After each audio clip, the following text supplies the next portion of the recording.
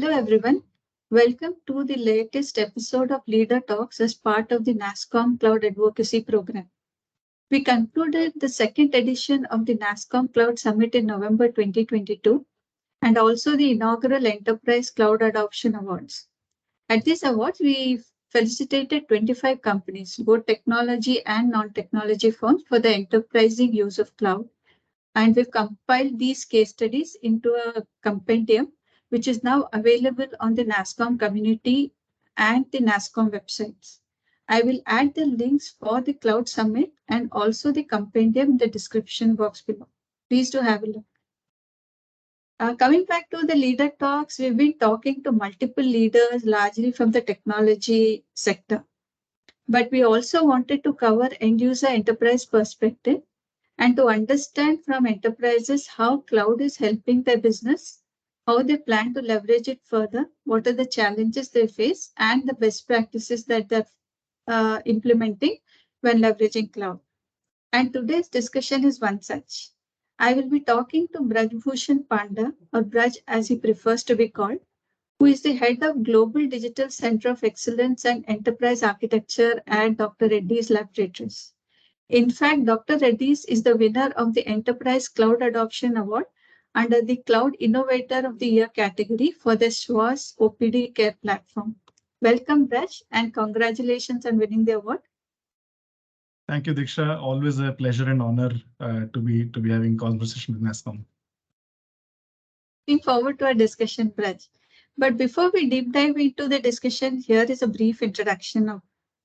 Like I said, Braj heads the Global Digital Center of Excellence and Enterprise Architecture functions at Dr. Reddy's.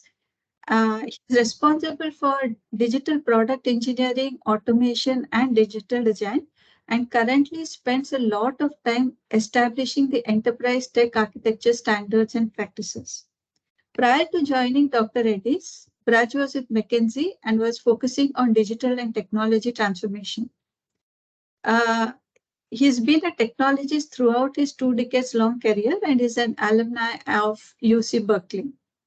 So, Bryce, to start off our conversation, can you just walk us through what has been Dr. Reddy's digital transformation strategy so far, and how have you seen it evolve?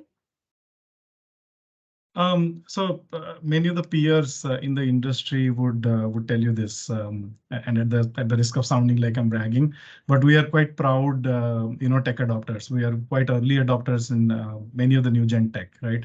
Our digital transformation, our technology transformation has always been significantly and solidly business backed. Okay, and then that always helps us bring the differentiators. As far as the digital transformation strategy is concerned, I would say we have like a 3-step approach, okay, and they all go in hand in hand. So the first step would be digitalize the core, okay, the core processes that any enterprise would have. So we target those and digitize as much as possible. We have a very aspirational plan of 100% digitization very soon, and we're almost there. Then the second step is transformation via the digital and analytics use cases to drive productivity. Right now, here, not only that we always discover and add our use cases to this backlog, business processes to this backlog, but we also improve adoption. So we have, like I said, we are far ahead when it comes to digital transformation. So many of the use cases that we have already transformed, we are now focusing on adoption, enterprise-wide adoption of those use cases, in addition to obviously discovering newer use cases, right?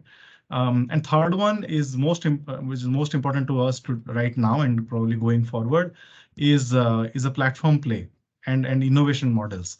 One of my peers actually leads this initiative called Svaas. It's very well documented in the public now.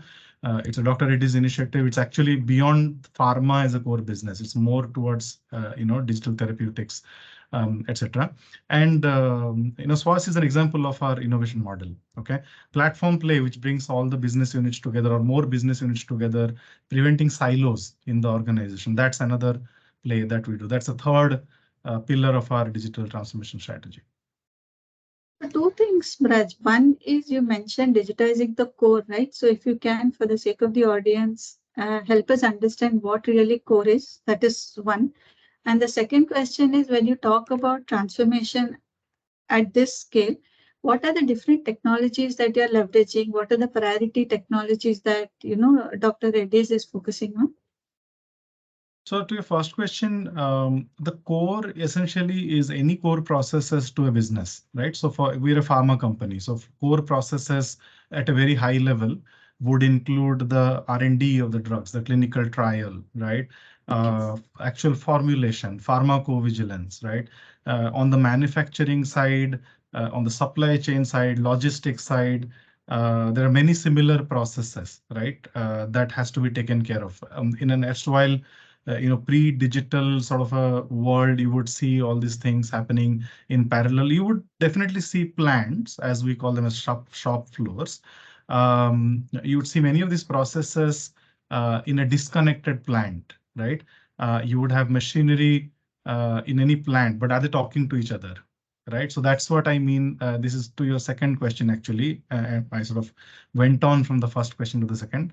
So while there is manufacturing processes, but in a DNA, in a digital and analytics transformation use case, you would look at them as connected machines, right? Connected plants. So that's one example of a use case. If I continue, there are labs where we check the quality, check for quality of the drugs, right? How do our lab processes are automated, transformed, right? How manual errors are taken away. Those are few of the examples. That those are our core to our business. And then obviously there are non-core processes like sales and marketing, which you would Yeah, expect in an enterprise. absolutely.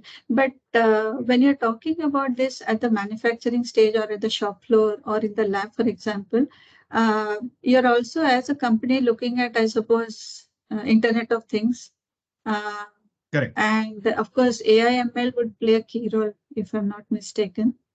Yes. Yes, Okay. both. So I think connected, whenever I was talking about connected plants or smart Yeah. machines, essentially that's the IoT as at the foundation of that, right? When you have large plants and large collection of machinery, the way we, maintain them and preventively or proactively or post facto also actually depends on the streaming data that comes from those machines, right? So that is Right. where advanced analytics comes in. So Right. we look at the data that the machine send us. There are dashboards that you look at, and then you decide, what to do, how to operate, how to plan capacity, etc. Okay. And what about digital twins? Is that also something that is of interest to you? That's yes, it is actually as we speak. This is a key area of interest, more in the labs rather than Okay. plants, Okay. because labs, as you know, so pharma is a very precise business, if I may use that word. When you mix ingredients, chemicals, and all, it's like very small, fractions here and there can actually make or break a formula, right? Digital twins are a way, cobots are a way for us to actually reduce the human dependency or the human error in formulation as well as quality checks of drugs. So those are digital twin actually is an area of interest at this point for us. Okay. And so, because this is under the cloud advocacy program, I have to bring cloud into the picture. Of course. And we know most of these technologies run on cloud. That's the foundation layer, right? Over which all these technologies have a role to play. So, can you also give us a peek into how you're leveraging cloud and how did this journey of cloud unfold for you? Sure.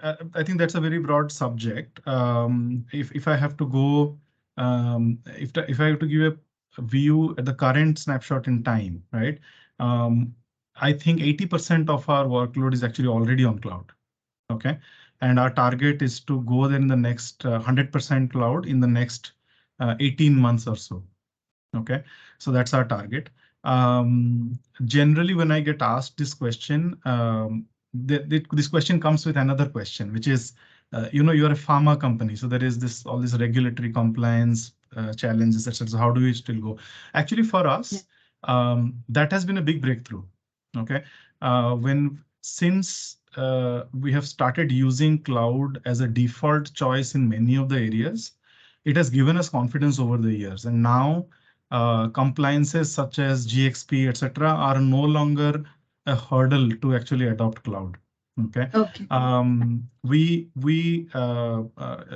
for even for all our audit purposes, etc., having a system, a data lake, a ERP system, you name it, having that in cloud does not create any more extra, sort of challenges for us to be compliant, right? So that actually having over, having gone over that hurdle, we are actually even more sort of confident, we're more sure that we'll get to that 100% workload on cloud very soon. Okay. So you actually anticipated one of the questions, which was on, pharma being one of the most heavily regulated industries. And so what role is technology playing in helping you manage compliances? But one of the things that we see as a solution that the industry is offering is vertical cloud or industry cloud, right? So are you also looking at that as an option, or is it still public-private setup for you? Um, so, so the fact of the matter is, when you compare pharma as an industry or a vertical with other, let's just say more mass-friendly verticals, okay, BFSI, healthcare, they're very mass-friendly. There's a lot of documentation. It's very easy to learn about them. Generics pharma actually is quite difficult, quite different that way rather. Okay. Right now, if you see all the top 3 cloud service providers, it is actually not the pharma vertical cloud offerings are not there yet. Okay. One or two key processes they have done well, which is clinical trial, for example, and we are already adopting that. Okay. Okay. In certain sections of our business, not everywhere. Okay. So that is there, but otherwise we are not that reliant yet on vertical cloud. Though I would definitely say we are actually working with the service providers to actually help them enrich their future roadmap to bring in more such changes. Right now, however, the reality is that we are relying more on industry leading solutions. So bringing solutions, stitching them together, definitely in a SaaS mode and as much as possible, and basically stitching them together for our use over the cloud. Okay, great. Now coming to the question on how you're using cloud, right? What are some of the workloads or applications that are running on cloud? Right? What kind of data you're keeping on? Again, that goes back to saying for a pharma industry, data is very, very core. So, and again, regulations play a key role there, right? So how is it that you are taking a call on what kind of data is kept on-prem versus private cloud and what goes into public? Yeah, that's again a good question, and I like these questions because it also helps us as an organization tell our story to the world. If you had asked this, let's say a couple of years ago, the answer would be very traditional answer saying, if it is a compliant data, GXP data, PHI, PI data, we prefer to keep it on-prem, and then the rest of the data that is safe to be kept on a public cloud, we keep on public cloud. But that is no longer the case. Okay, we are actually quite comfortable putting even the compliance data over the cloud. We for all PHI, PAI sort of data, we are HIPAA compliant. Okay, which is like more like a healthcare standard, but helps with the PHI, PAI data. So we do that. We keep it on the cloud. We are not 100% there for sure, but we're quite nearly there.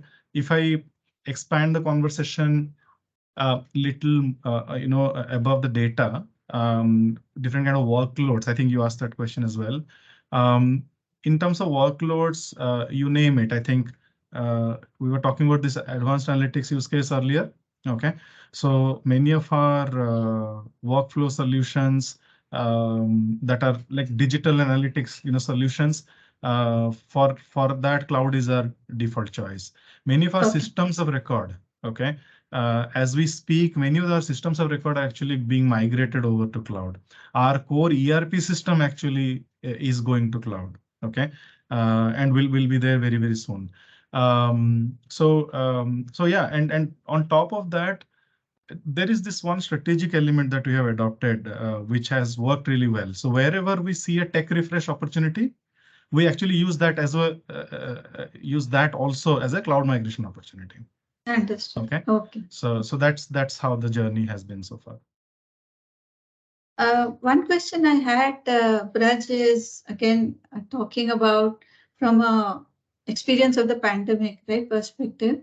Lot of challenges in terms of supply chain, sales and marketing, outreach to customers, all of that. So, can you give us an idea of how being on the cloud helped you mitigate those challenges? And I think that's where one of the, I mean, that could have been one of the starting points for your Swash platforms as well, right? Yes, that was, and that actually also brought in a big change in the organization. I think this happened all across the world where SaaS usage suddenly got that spike.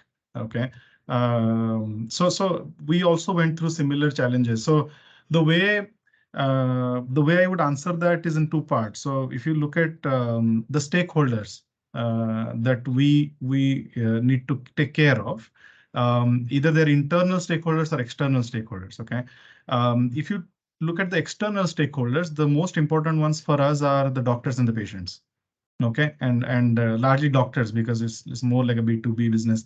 So to reach out to our doctors, physicians, and in some cases patients, we actually ended up building more on our digital channels. Okay, and those days we actually built things over cloud using a lot of cloud native services, accelerating our software development. Right, that actually helped our representatives. Not we were not able to travel at the time, we're still able to manage that connect, maintain that connect with the physicians and patients alike.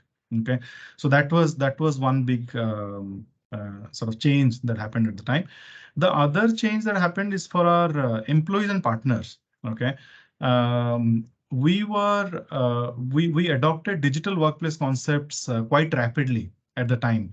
Various changes that we did at a software as well as the infrastructure level. Okay, for example, software wise, we actually built a bunch of systems internally to enable remote work, not only for the technology employees but also for the non-tech employees, so people can actually work the machinery without being in the plant. Okay, which that was a big change at the time. Employee lifestyle also got improved significantly because of some of the internal systems that we built. A lot of other things that we did. For example, we enhanced our LANs. We basically made it more like an extended LAN for people who are working from home. So their broadbands, their own home broadband connections, basically started working like an extended LAN of the company. Okay, enabled VDI access. That was actually a massive success story for us at the time. We enabled within 3 days. We enabled VDI access to our employees across 61 countries. Okay, Oh, wow. Okay. 61 countries is massive, right? So Yes, so that yes. was, yeah, that's a massive success during the pandemic. So these are some of the things that we sort of did during the pandemic. Okay. Okay. And you talked about software development, right? Which brings me to the next question, which is related to talent and skills, right? Mhm. Normally, when we talk to the technology side, they talk about looking for skills that are a combination of domain, industry, and technology, Yeah. right? So, uh, from a DRL perspective, and specifically or how you're focusing on cloud, how are you bringing these skill sets together, and how are you building this internally? Actually, that's the problem. I think just around wave two, we started noticing that in India, right? Talent crunch was a big problem for every organization. Okay, we also got hit by that. And you're right. For a domain like pharma, which I was mentioning earlier, it's you know employees, the team members staying with us longer is actually very, very important, because if they leave, a lot of domain knowledge actually goes with them. More so for pharma than any other industry, where that domain knowledge is extremely important, and you have to really retain it. Okay, so there are few things that we do towards that. So we obviously we have solid internal capability building programs. We've got mechanisms for people to be brought up to speed quite quickly in terms of the core pharma, generics pharma. domain capability. But at the same time, we also quite generously and without any hesitation partner with pretty much all sorts of stakeholders in the industry. It could be consultants, analysts, academia. Academia not only in India, a lot in US, all the Ivy League institutes that you can think of. We partner with them. We have a strong alumni network. We reach out to experts on the outside, quite frequently for acquiring new skills, acquiring knowledge, as well as retaining it. So it's a mixture of all of this. But I would like to repeat. I think for people hearing this, I think pharma as a domain, it's very hard to be successful without retaining that domain expertise. Just to conclude, Braj, what is the future outlook for technology, say over the next 5, 7, 10 years? What are the areas that you're exploring? And also in that context, what is the future roadmap for cloud? Our CIO says it, I think, in public forums, and I would repeat probably part of it. We are big into platform play. Okay, for all enterprises, siloed businesses is a big challenge. We have come a long way in actually alleviating that challenge, but there is still some way to go. Okay, so for us, connected systems and platforms built over connected systems is a key initiative. Okay, so that's a key strategic element for us. So we'll keep pursuing it. We have done a good deal, a lot actually, in terms of process automation, but we will go towards more automation across the value chain. We'll not stop at just the software process automation. Okay, we want to take it to the shop floors, to our labs, to our employee experience, to our partner experience. So that again is a big play for us. Other than that, we always keep one eye on the new generation technologies. You might be hearing a lot about ChatGPT these days. A lot is the subject of memes and jokes and whatnot. So we'll keep an eye on that. Metaverse is something that we're already adopting, to be honest, in our labs, but there is more applications of it that we will be exploring. So yeah, some of these things are sort of in our roadmap for Dr. Reddy's as an organization. All right. So you seem to be kind of leading the technology adoption trend for pharma industry. You can put it Absolutely. At least in generics pharma in India, I would like to believe so. We are quite proud of it. It's an extremely strong team, very supportive and extremely invested leadership right at the top. So yeah, we are quite good in this thing, and hopefully we continue to explore new territories and basically set the path for the industry. So my best wishes for that, Braj, to your entire team. And that we come to the end of this leader talk session. Thank you, Diksha. Thank you, Braj, for your time. Have a great day, everyone. And don't forget to check the links in the description box below, where I've given the links to the recording of the Cloud Summit and also to the compendium. Thank you very much. Thank you, Diksha.